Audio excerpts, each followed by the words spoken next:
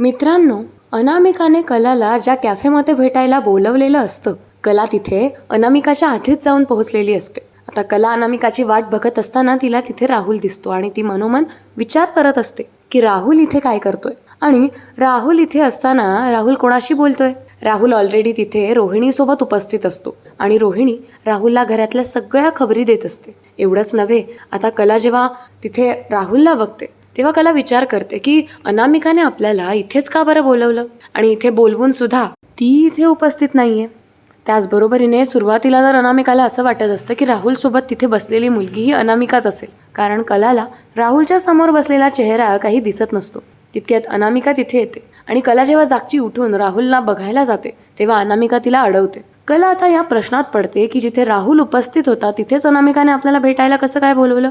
कला आता या गोष्टीचा शोध घेण्यासाठी पुढे 2 पावलं टाकते आणि कलाला असं काहीतरी कळतं की ज्याने मित्रांनो ते सगळं दडलेलं आहे आजच्या व्हिडिओमध्ये आणि त्यासाठी आजचा व्हिडिओ शेवटपर्यंत नक्की बघा. नुसतं बघूच नका, व्हिडिओला लाईक करा आणि चॅनलला सबस्क्राईब करायला सुद्धा विसरू नका. तर मग मित्रांनो, सुरुवात करूया आपल्या आजच्या भागाला कुठलाही उशीर न करता.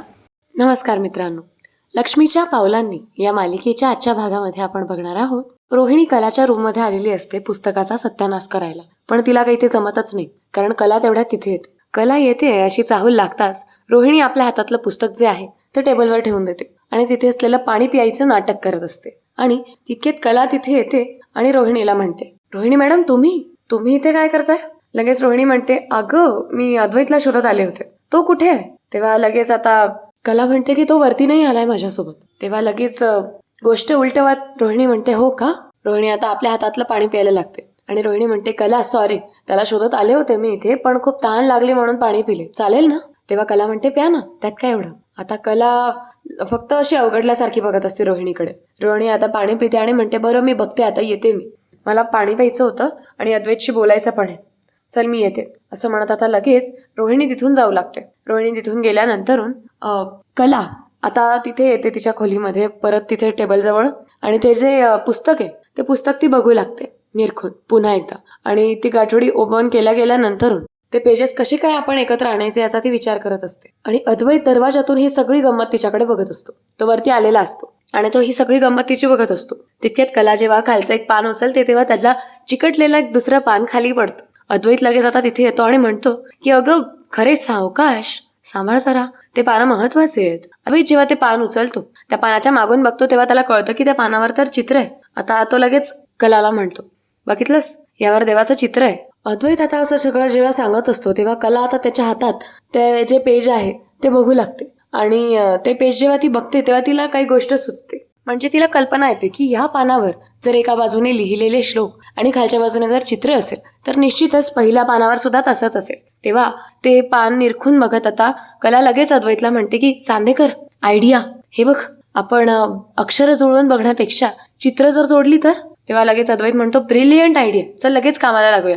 आता तो जो पाण्याचा ट्रे आहे तो ते बाजूला करतात आणि ते जे पुस्तक आहे त्याचे जे तुकडे आहेत ते उलटे उलटे रचू लागतात. आता तो जो टेबल आहे तो काचेचा असल्यामुळे त्यांना खूप मदत होते ते सगळं चित्र वगैरे एकत्र आणायची. आणि मोठी तारेवरची कसरत करत आता ते दोघंही ते जे तुटलेले तुकडे असतात कागदाचे ते सगळे जोडतात, कारण चित्राच्या मदतीने त्यांना ते सोपं पडतं. आता ऍक्च्युली मेहनत तर एवढी लागत नाही, पण नक्कीच डोकं लागतं. आता अद्वैत म्हणतो की एक सेकंड, मी खालून फोटो घेतो. आता अद्वैत खालून आता त्या याचा फोटो काढू लागतो, त्या पानांचा.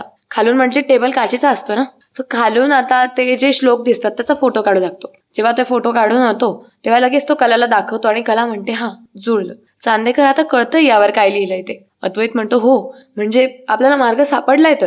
कला म्हणते की हो. कला म्हणते, आता आपण हे चिकटवूया. अद्वैत आता लगेच स्टेप घेऊन येतो आणि आता ते दोघंही आता ते कागदांचे जे तुकडे असतात ते चिकटवू लागतात चिकटपट्टीच्या मदतीने. आता ते चिपकवताना दोघं जण एकमेकांना खूप मदत करतात, कारण शापापासून मुक्ती म्हणजे त्या पुस्तकाला जोडणं असतं आणि ते तेच करत असतात. आता तो कागद जुळतो फायनली. ते जेव्हा सगळीकडे चिकटपट्ट्या चिटकवतात तेव्हा आता तो कागद फायनली जुळतो आणि त्यावर लिहिलेले श्लोक त्यांना वाचता येतात. आता ते जुळलेलं बघून कला म्हणते, चांदेकर, आता सगळ्यांच्या विस्कळलेल्या संसाराला आपण या चित्रासारखं जोडू शकतो. आपल्याला जमेल हे चांदेकर, आपल्याला जमेल. अद्वैत लगेच म्हणतं की हो, अगदी बरोबर बोललीस. तेव्हा आता कला लगेच इतकी एक्सायटेड होऊन जाते की अद्वैतला ती अगदी घट्ट मिठी मारते आणि अद्वैत मात्र तिच्याकडे बघतच राहून गेलेला असतो. त्याला विशेष कुतूहल वाटत असतो आणि कला मात्र ते पुन्हा पुन्हा बघत असते. तर दुसरीकडे आता रजनी किचनमध्ये आलेली असते सकाळी सकाळी आणि किचनमध्ये तिची काहीतरी गडबड चाललेली असते. ती म्हणजे बनवत असते नाश्ता वगैरे, पण तिला काही सुचतच नसतं. तितक्यात आता ती कोणाला तरी फोन लावते. फोन लावल्यानंतरून तिकडून कोणीतरी बोलत असतं. म्हणजे तो रिसेप्शनिस्ट फोन उचलतो. लँडलाईनवर फोन केलेला असतो रजनीने आणि तो रिसेप्शनिस्ट फोन उचलतो आणि म्हणतो की हॅलो, चांदेकर ज्वेलर्स. लगेच रजनी म्हणते हॅलो, मी रजनी चांदेकर बोलते. तो माणूस म्हणतो बोला ना मॅडम. रजनी म्हणते श्रीकांत सर आहे का ऑफिसमध्ये? त्यांना जरा फोन द्या ना, त्यांचा फोन लागत नाही. लगेच तो रिसेप्शनिस्ट म्हणतो की नाही सर ऑफिसमध्ये नाहीये, त्यांना काही निरोप द्यायचा आहे का?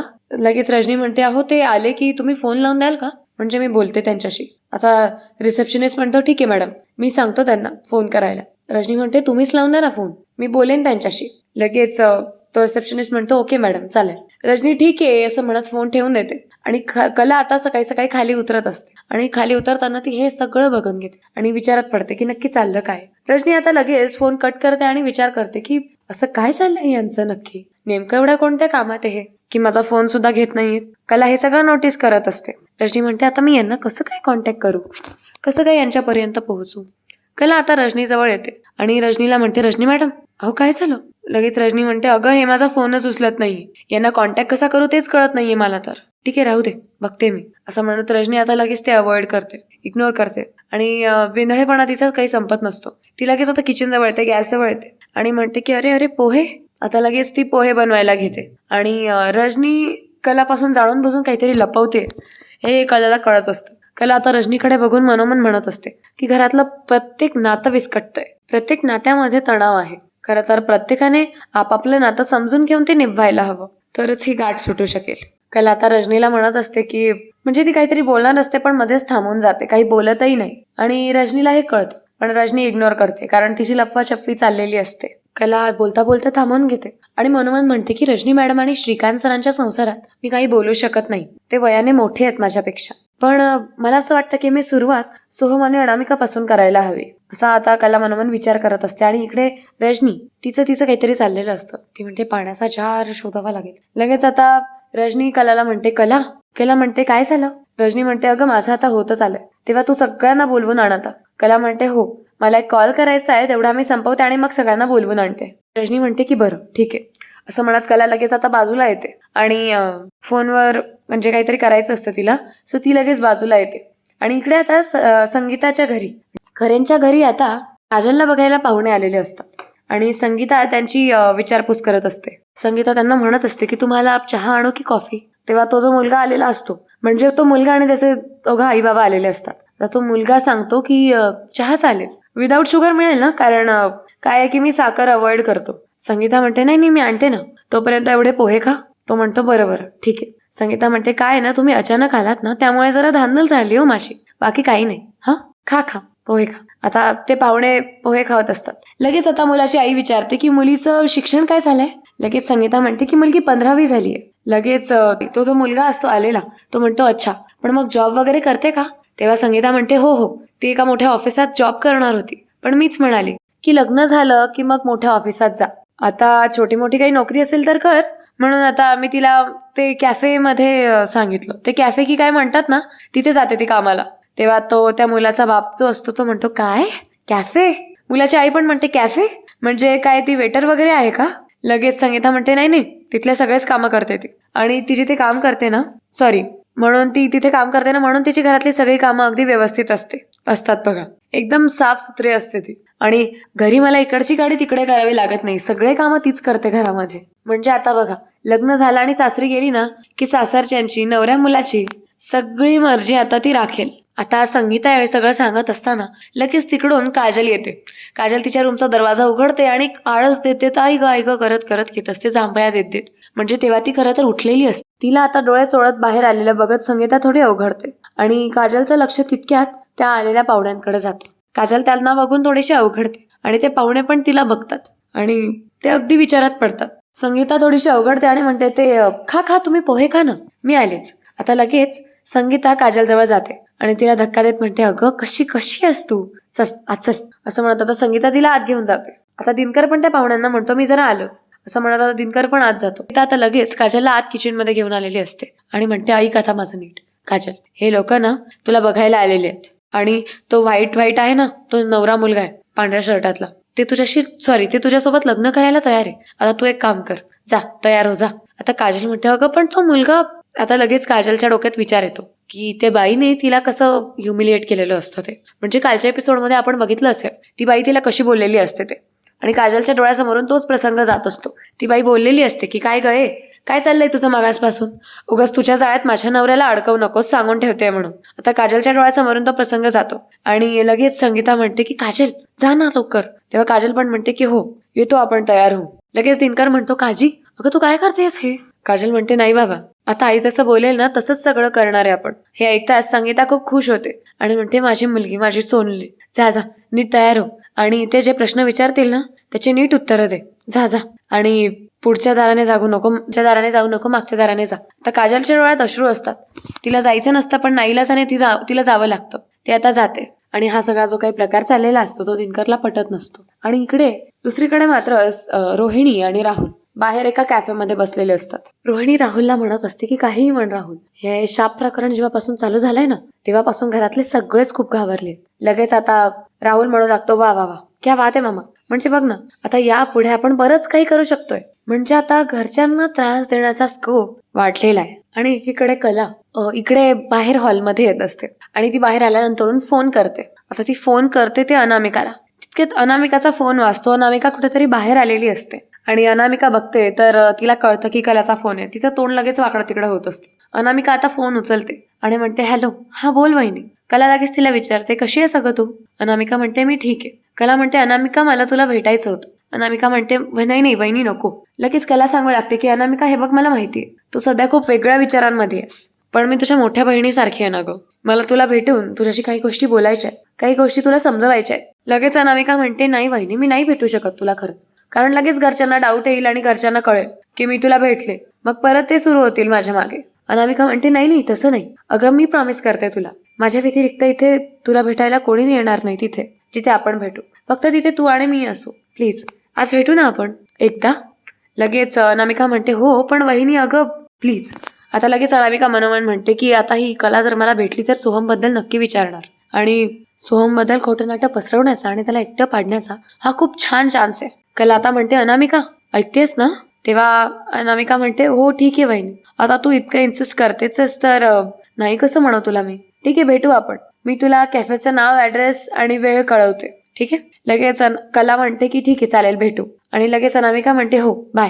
थोडक्यात म्हणायला गेलं तर अनामिका आणि कलाचं भेटणं ठरतं. आणि म्हणजे ते कुठे भेटायचं ते तर ऑब्व्हियसली अनामिका सांगणार असते. आणि म्हणजे कसं काय असे ना त्यांचं भेटणं ठरतं. तिकडे मात्र काजलला आता ही रेडी करून आणते, संगीता रेडी करून घेऊन येते. आणि त्याही नंतरून संगीता काजलला रेडी करून घेऊन येते पाहुण्यांसमोर. आणि आता काजल रेडी झालेली असते. काजलला बघून मात्र सगळ्यांना काजल खूप आवडते. म्हणजे जो मुलगा बघायला आलेला असतो त्याच्या तोंडातून तर लाड टपकत असते अगदी. इतकी ती मुलगी सुंदर दिसत असते काजल. आणि त्या मुलाच्या आईला सुद्धा काजल खूप आवडते. आणि त्या मुलाची आई आता म्हणत असते की बघ सुंदर आहे ना मुलगी, किती दिसायला गोड आहे. आता ते जेव्हा सगळं होत असतं तेव्हा म्हणजे काजल खूप अवघडलेल्यासारखी होऊन गेलेली असते. तिला अजिबात कम्फर्टेबल वाटत नसतं. तितक्यात आता त्या मुलाची आई म्हणते आम्ही मुलीला काही प्रश्न विचारू का. लगेच संगीता म्हणते की तुझं संपूर्ण नाव सांग. म्हणजे ती विचारते खरं तर संगीताला की आम्ही तुमच्या मुलीला प्रश्न विचारू का, त्या मुलाची आई. आणि संगीता हो म्हणाल्यानंतरूनच ती बाई खरं तर प्रश्न विचारते आणि म्हणते की तुझं नाव काय, पूर्ण नाव सांग. तेव्हा काजल म्हणते काजल दिनकर खरे. आता ती बाई लगेच विचारते आणि तू हॉटेलमध्ये काम करतेस ना, मग समजा आपल्याकडे 10 माणसं जेवायला येणार असतील तर तू काय जेवायला बनवशील. तितक्यात त्या मुलाचे बाबा पण म्हणतात की आणि हो तुझ्याकडे फक्त 1च तास आहे, मग काय बनवशील तू त्यांच्यासाठी. आता काजल सांगू लागते की दाल खिचडी. आता काजल म्हणते दाल खिचडी आणि हे ऐकल्यानंतर मुलाची आई म्हणते काय. लगेच संगीता म्हणते तिला ते पुलाव, मसाले भात असं म्हणायचं होतं. खूप छान बनवते हा ती. तो जो मुलगा जो बघायला आलेला असतो तो म्हणतो तू दिसायला खूप सुंदर आहेस, लग्नानंतर तुझं नाव बदलून उर्वशी किंवा सुंदरी ठेवेल, चालेल ना तुला. काजल आता थोडीशी अवघडल्यासारखी होत असते आणि फक्त दिनकरकडे बघत असते. तिला काहीच सुचत नसतं आणि हे तो मुलगा नोटीस करतो. तर दुसरीकडे राहुल आणि रोहिणी कॅफेमध्ये बसलेले असतात. हे तर आपण बघितलंच सुरुवातीला. आता कला पण तिथे येऊन पोहोचते. म्हणजे कलाला अनामिकाने तिथलाच ॲड्रेस दिलेला असतो वाटतं. आता कला तिथे येऊन पोहोचते, बसते आणि तिला वेटर ऑर्डर विचारण्यासाठी येतो आणि ती वेटरला सांगते की थोडा वेळ थांबा. आणि ती अनामिकाची वाट बघत असते. तितक्यात आता कलाचं लक्ष इकडे तिकडे जात असतं. म्हणजे इकडे तिकडे कला पूर्ण कॅफे ऑब्झर्व करत असते आणि तितक्यात तिला तिथे राहुल दिसतो बसलेला आणि राहुलला ती बघते. ती थोडीशी चिडते आणि मनोमन म्हणते, राहुल हा इथे काय करतोय? आणि राहुल बसलेला कोणाबरोबर आहे नक्की? कारण आता म्हणजे राहुलच्या समोर रोहिणी असते हे कलाला दिसत नसतं, कारण रोहिणीच्या पुढे वेटर उभा असतो आणि कला आता ते बघण्यासाठी जागची उठते, कारण तिला जाणून घ्यायचं असतं की तिथे बसलेलं कोण आहे. आता कला उठते आणि लगेच तितक्यात तिथे अनामिका येते. अनामिका मध्येच येते आणि म्हणते, हाय सॉरी थोडंसं लेट झालं मला. तेव्हा कला म्हणते, अगं काही हरकत नाही, बस बस ये. आता त्या दोघंही तिथे बसतात आणि या दोघंही तिथे बसलेले आहेत. हे तिकडून राहुलचंही लक्षात येतं. राहुल जेव्हा कलाला बघतो तेव्हा राहुल थोडासा बिचकून जातो, तो थोडासा बिथरतो आणि राहुल आता इशारा करत रोहिणीला सांगतो की ते बघ. आता लगेच कला इकडे अनामिकाला म्हणते, अनामिका कशी आहेस तू? अनामिका म्हणते, मी बरी. तुझी तब्येत कशी आहे आता? कला म्हणते की मी ठीक आहे. एकच मिनिटं थांबा, मी आलेच. आता कला उठते जागची आणि त्या साईडला बघायला जाते की नक्की कोण आहे ते. आता कला बघते तर तिला तिथे कोणीच दिसत नाही. म्हणजे कला तिथे यायच्या आत ते दोघं मायलेके तिथून निसटून गेलेले असतात, म्हणजे रोहिणी आणि राहुल. कला आता त्या टेबलकडे जाऊन बघते आणि तिला तिथे कोणीच दिसत नाही. आता लगेच राहुल आणि रोहिणी तिथून निसटलेले असतात. ते बाहेर आलेले असतात आणि ढुंकून बघत असतात की आपल्याला कोणी बघितलेलं तर नाहीये ना. आता राहुल लगेच रोहिणीला म्हणतो की ही अनामिका पण ना, अख्ख्या कोल्हापुरात काय एकच कॅफे मिळाला का हिला? थोडक्यासाठी वाचलो आपण. त्या कलाने जर आपल्याला इथे बघितलं असतं ना तर उगाच प्रॉब्लेम झाला असता. लगेच रोहिणी म्हणते, हो रे, पण बरं झालं तू अगदी वेळेत बघितलं असते. असो, मी निघते आणि मी तुला सांगेल तसं घराचं काय होतं काय नाही ते. तू ती काळजी करू नकोस, ठीक आहे? राहुल म्हणतो, हो चालेल. आता इथून रोहिणी निसटते, म्हणजे रोहिणी आता घरी जायचं निघते आणि इकडे कला जेव्हा आता इकडे उठून उभी राहिलेली असते, इकडे बाजूला आलेली असते, तेव्हा अनामिका पण तिच्या मागे उठते, म्हणजे तिच्याकडे येते आणि म्हणते, वहिनी काय ग, काय झालं? कला म्हणते की नाही नाही काही नाही, बस तू इथे अनामिका, बोल आता. आणि घरी कसे आहेत ग सगळे आता? तेव्हा अनामिका म्हणते, बरे आहेत, चांगले आहेत. तिकडे सगळे बरे आहेत ना? कला म्हणते, सगळ्यांना खूप आठवण येते तुझी. हे बघ अनामिका, किती छान सुरू होतं ग तुमचं सगळं, अचानक असं काय घडलं? मोठ्या बहिणीच्या नात्याने तू माझ्याशी बोलू शकशील म्हणून विचारलं मी तुला, सांगशील ना मला? आता अनामिका लगेच रडायला लागते. अनामिका लगेच नाटकं करायला लागते. आता कला आपली पर्स ठेवते आणि आपले दोघंही हात तिच्या हातांवर ठेवते. तिला टिश्यू देते आणि म्हणते, अनामिका रडू नकोस, शांत हो, हे घे, एकदम शांत हो, काय झालंय, गप राहा. तेव्हा अनामिका आता रडता रडता म्हणते, वहिनी अगं मी काय सांगू ग तुला? वहिनी मी सगळं सहन करू शकते आणि मी केलंय सहन, हे तुला सुद्धा माहिती आहे ना. पण हे शेवटी सोहमने फसवणूक केली आहे का माझी, आणि मी हे नाही सहन करू शकत. त्याने फार स्वाभिमानच ठेचलाय माझा. कला आता लगेच तिला म्हणते, तू प्लीज शांत हो. अनामिका हे बघ, प्रत्येक प्रॉब्लेमवर काही ना काही तोडगा काढता येतो अगं. हे बघ, सोहम आणि काजलचं प्रकरण सोडलं तर तुमच्यात चांगलं चाललं होतं ना सगळं, मग काय झालं असं? अनामिका म्हणते, त्याचं रोज घरी दारू पिऊन येणं, घरात तमाशे करणं, आमच्या संसारात माझ्यावर जरा सुद्धा लक्ष सुद्धा नसणं, हे मी किती किती काय काय सांगू तुला. अगं एवढंच नाही तर रूम मध्ये माझ्यावर, असं बोलता बोलता अनामिका थांबते. आता कला म्हणते, काय तुझ्यावर काय? लगेच अनामिका म्हणते, अगं तू माझ्यावर हात सुद्धा उचलायचा. असं म्हणत अनामिका लगेच रडायला लागते आणि कला तिचे हात मागे घेते. कला म्हणते, अनामिका अगं सोहम असा मुलगा नाहीये, तो असं करणारच नाही. अनामिका म्हणते, एक्झॅक्टली, मी याच कारणासाठी ना कधीच कोणाला हे सांगितलेलं नव्हतं. कला वहिनी, तुला जे वाटतंय ना तसं काहीच नाहीये. बऱ्याचदा माझ्यावर हात उचलायचा, पण कधीच मी तसं कोणाला बोलले नाही बाहेर. फक्त आणि फक्त सोहमच्या प्रेमापोटी मी त्या घरात आले. पण आपलाच माणूस जेव्हा आपल्याशी असं वागतोय हे बघितल्यानंतरून कसं सगळं सहन करायचं होतं मी. आणि इथे तर सोहम माझ्या समोर, माझ्या डोळ्यासमोर दुसऱ्या कोणत्या तरी मुलीच्या आहारी जातोय, हे मी कसं काय सहन करू? आय एम सॉरी, मला माहितीये की ती तुझी बहीण आहे वहिनी. तितक्यात कला म्हणते, नाही अनामिका, तुला सॉरी म्हणायची गरज नाही. माझ्या बहिणीच्या वतीने मीच तुझी माफी मागते. पण अनामिका, अगं हे बघ, काजलशी बोलते मी यावर. अनामिका प्लीज, आणि सोहमचं म्हणशील तर तुमचं जे काही प्रॉब्लेम्स आहेत ते आपण एकत्र बसून बोलून सॉल्व्ह करूयात. प्लीज तू घरी ये अनामिका, ऐक माझं, तुझ्याशिवाय घर अगदी अपूर्ण आहे ग. अनामिका म्हणते, वहिनी sorry, it is too late now. वहिनी, त्या दिवशी मी घरी आले होते आणि डिवोर्स पेपर देऊन गेले. कलाला आता हे ऐकताच खूप मोठा धक्का बसतो. कला म्हणते, काय अनामिका, तू सोहमला डिवोर्स पेपर दिलेस? अनामिका म्हणते, हो वहिनी, पण सोहमच्या हातात नाही दिले. मी आले तेव्हा रजनी आई आणि आबा आणि अद्वैत तिथे होते. मी अद्वैत दादाच्या हातात दिले पेपर्स. त्याने सांगितलं नाही का तुला? तेव्हा कला म्हणते, नाही. कला मनोमन म्हणते, चांदेकर मला काही बोलला का नाहीये? अनामिका म्हणते, वहिनी मी कंटाळले आहे ग.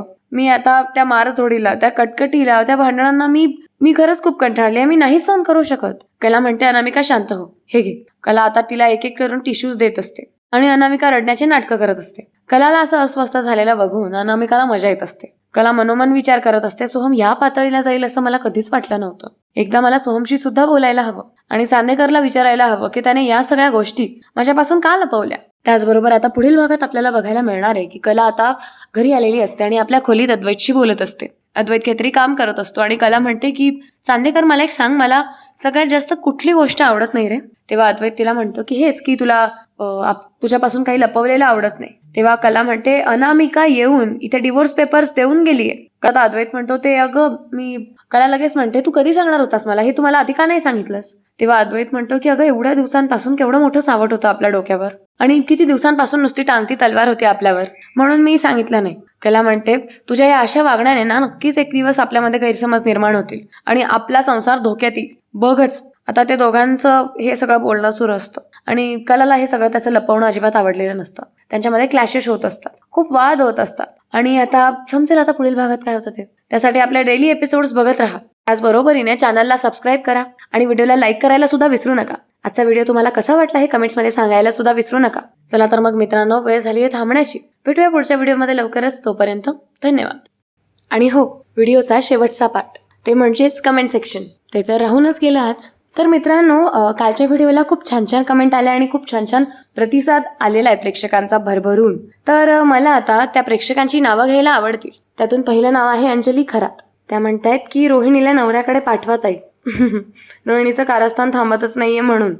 त्यानंतर आहे विजया काटे. त्या म्हणताय आज रोहिणीची चांगलीच धांदल कलाने अद्वैतवली. ओके, कालच्या व्हिडिओमध्ये बघितलं आपण त्यावरून. आणि काजलचा स्वभाव त्यांना आवडतो असं त्यांचं म्हणणं आहे. आणि विजया काटे आणखीन सांगतायत की मला मुली खूप आवडतात. अरे वा, खूप छान गोष्ट आहे ही. आता दिवाळी सुरू होते उद्यापासून. उद्या कशाला, आजपासूनच तुम्हा सगळ्यांना दिवाळीच्या खूप खूप शुभेच्छा. त्यानंतर आहेत सुशीला मस्के. खरंच ताई, तुमच्या आवाजात मालिका ऐकायला आवडते. थँक्यू. मला पण तुमच्या छान छान आलेल्या कमेंट्स बघायला खूप आवडतं. त्यानंतर आहेत वनिता सरनोपंत. यांची पहिली कमेंट मी बघते आज. त्यानंतर आहेत लतिका जाधव, शुभांगी बडेकर, उषा पवार, प्राजक्ता कांबळी. ओके, उषा पवार सायंकाळी मालिका बघतायत वाटतं आपली. सो गुड इव्हनिंग ताई. Okay, good morning. आता गुड मॉर्निंग. त्यानंतर आहेत आनंद केसवानी. खूप अशी खूप गोड कमेंट केलेली आहे त्यांनी आज सुद्धा. म्हणजे त्यांची काही कमेंट बघितली की मला वाटतं की नाही, आज नक्की काहीतरी आणखीन वेगळं बघायला मिळणार आहे. आणि तेच ते म्हणाले की आज त्यांनी टीव्हीवर ही मालिका बघितलीच नाही कारण त्यांना गरजच नाही पडली, असं त्यांचं म्हणणं आहे. म्हणजे त्यांना डिस्क्रिप्शन आवडलं आपलं. त्यानंतरून त्यांचं म्हणणं आहे इतका विलक्षण असतं तुमच्या नरेशनमध्ये. ओके, इतकं विलक्षण असतं तुमचं नरेशन असं म्हणायचं आहे त्यांना. ओके, ॲक्च्युली ते मराठी शिकताय. आणि त्यानंतर ते म्हणतात दिवाली तो साल में एक बार आती है मीठा खाने को, लेकिन आपकी मिठाई वाली स्टाइल सुन के हम रोज दिवाळी मनाते. Oh my God, thank you so much. Actually तुम लोग की कमेंट देख के म्हणजे तुम्हा सगळ्यांचाही भरभरून प्रेम बघून माझी सुद्धा रोज दिवाळी असते. म्हणजे माझ्या दिवसाची सुरुवात खूप छान होते सकाळी सकाळी. नो वरीज, डायबिटीज कभी नहीं होगा किसी को. ऐसे ही स्वीटनेस एंड गुड चीयर बनाते रहिए हमेशा. Okay, thank you so much. तुमचं प्रेम असंच राहू देत. त्याचबरोबरीने हॅपी दिवाळी तुम्हाला सुद्धा. शुभांगी बडेकर आहेत. त्यानंतरून वसंत जोशी. ते म्हणतात ताई दीपावली जवळ येत आहे, घरात फराळाची वर्दळ आहे. आजच्या भागात सुद्धा कला आणि अद्वैत या लव्ह बर्ड्सचे प्रेमाने लाडू वळण्याचे काम समजूतदारपणाने चाललेले आहे. हे चित्र प्रत्येक घरात दिसायला लागले तर गृहिणींना लक्ष्मी असल्यासारखं जाणवेल. हे शिकण्यासारखं आहे. ओके, ते जळगावचे आहेत असं त्यांचं म्हणणं आहे. ओके, ही गोष्ट खरी आहे. बरं मित्रांनो, तुमच्या घरी काय काय तयार झालंय आता फराळाचं मला कमेंट्समध्ये नक्की सांगा उद्याच्या व्हिडिओला. म्हणजे नक्कीच काहीतरी गोड गोड पदार्थ झालेले असतील ना. आता आमच्या घरी तर मी अजून गेलेली नाही. जेव्हा जाईल तेव्हा मलाही कळेल. आता तुमच्या घरी काय काय आहे ते मला कमेंट सेक्शनमध्ये सांगायला विसरू नका. त्यानंतर आहेत मोनिका त्रिलोकेकर, धनश्री माने, संध्या साळवे, रोहिणी बैठ, अनंत भोसकर. ओके, यांची पण कमेंट मी पहिल्यांदा बघते. त्यानंतर आहेत मल्लिकार्जुन वाघमारे, नंदू खाले आहेत. त्यानंतर रंजना नंदकुमार खाले. ओके, रंजनाजी. ओके, सुनीता मेमाने. ओके, त्यानंतर आहेत पूनम शिरगावकर. ओके, तुमचं हे भरभरून प्रेम बघून आज मला खूप छान वाटतंय. तुमचं प्रेम असंच राहू देत आणि व्हिडिओचा लाईक काउंट जरा वाढवा. आणि घरामध्ये काय काय फराळ तयार झालाय हे कमेंट सेक्शनमध्ये सांगायला विसरू नका. चला तर मग मित्रांनो, भेटूया पुढच्या व्हिडिओमध्ये लवकरच. तोपर्यंत धन्यवाद.